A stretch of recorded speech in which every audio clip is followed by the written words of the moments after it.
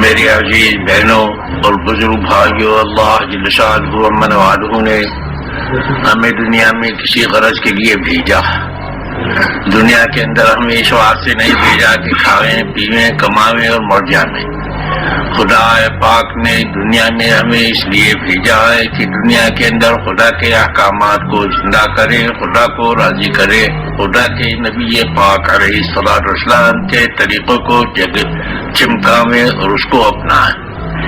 خدا نے اس واسطے ہمیں دنیا میں بھیجا تھا، اور ایک وقت آ رہا ہے کہ جس وقت میں اس کی بات پوچھا جائے گا کہ کیا کر کے آئے ہو، کیا کر کے آئے ہو۔ موت جو ہے اسی واسطے ہے تاکہ اپنے دنیا کے اندر کے کیے ہوئے کا وہاں جا کر حساب کرے، حساب چکاویں۔ حساب چکانے کے لیے خدا پاک نے موت و حیات پیدا کی ہے۔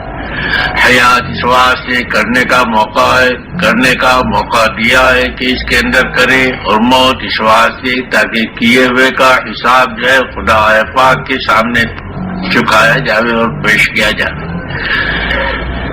ایسا نہیں کہ انسان جو ہے دنیا کے اندر آیا ہے جو چاہے کر جاوے اور وہاں جا کے چھوڑ دیا جاوے، ایسا نہیں۔ ہر چیز کا حساب دینا پڑے گا، ہر دن کا، ہر گھنٹے کا، ہر منٹ کا، ہر سانس کا، کہ کیا کر کے آئے ہو۔ آیا خدا کے حکموں کو زندہ کر کے آئے ہو یا اس کا جنازہ نکال کر آئے ہو۔ دنیا کے اندر انسان کے زندگی گزارنے کے یہی دو طریقے ہیں، ایک خواہشات کا طریقہ ہے، جی چاہی کا طریقہ ہے، جو جی میں آتا ہے کرتا ہے، اور چاہے خدا کے حکم ٹوٹے، چاہے نبی کی سنت کے اوپر جو ہے چھری چلے، اس کی اس کو پرواہ نہیں ہوتی۔ اور ایک راستہ یہ ہے کہ اللہ کے حکموں کو زندہ کیا جاوے، اس کے حکموں پر چلا جاوے، نبی پاک علیہ الصلوۃ والسلام کی سنتوں کو اپنایا جاوے، اس میں چاہے خواہشات کو اپنے دبایا جاوے اور ان کے اوپر چھری چلے۔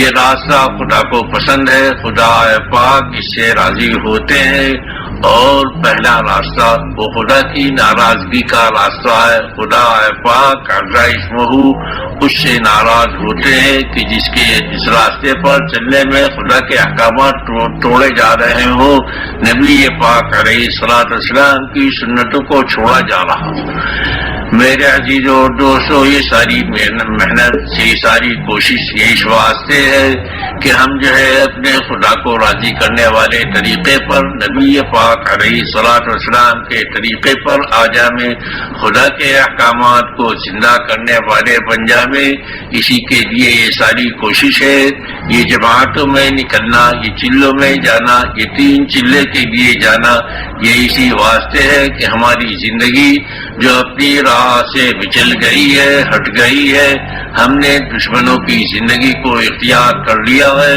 اس سے ہٹ کر ہماری زندگی نبی پاک علیہ الصلوۃ والسلام کے طریقے پر آ جائے۔ موت آنے کے بعد یہ ساری دنیا کی چیزیں جو ہیں یہ ساری رہ جاتی ہیں، ساری چھوٹ جاتی ہیں۔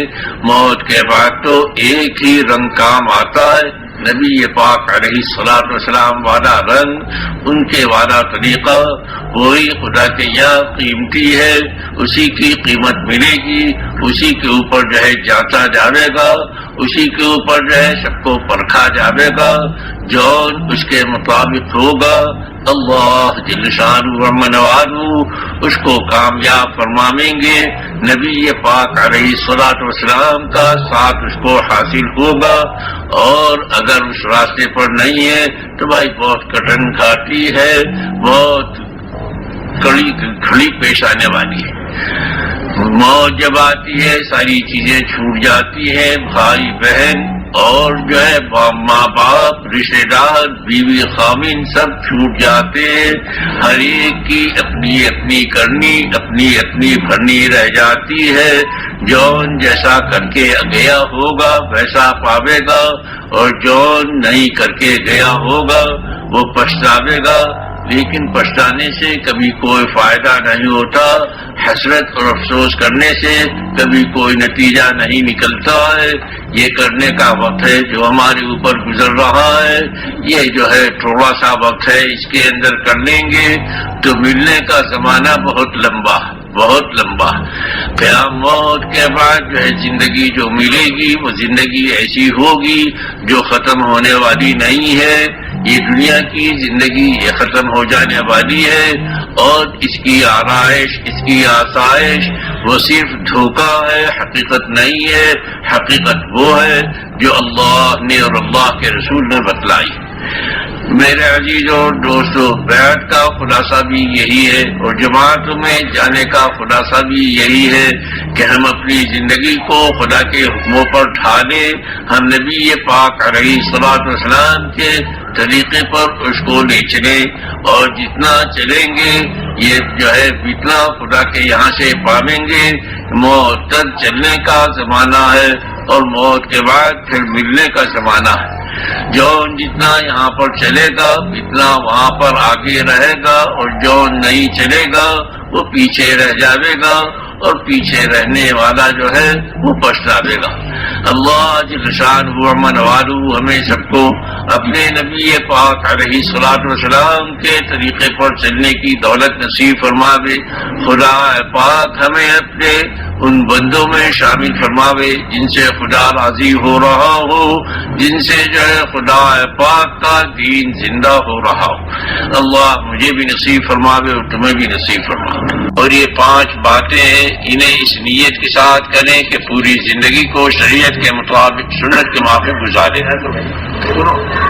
پہلی چیز تو نماز، مردوں اور عورتوں کے لیے پہلی چیز جو ہے کرنے کی وہ نماز ہے۔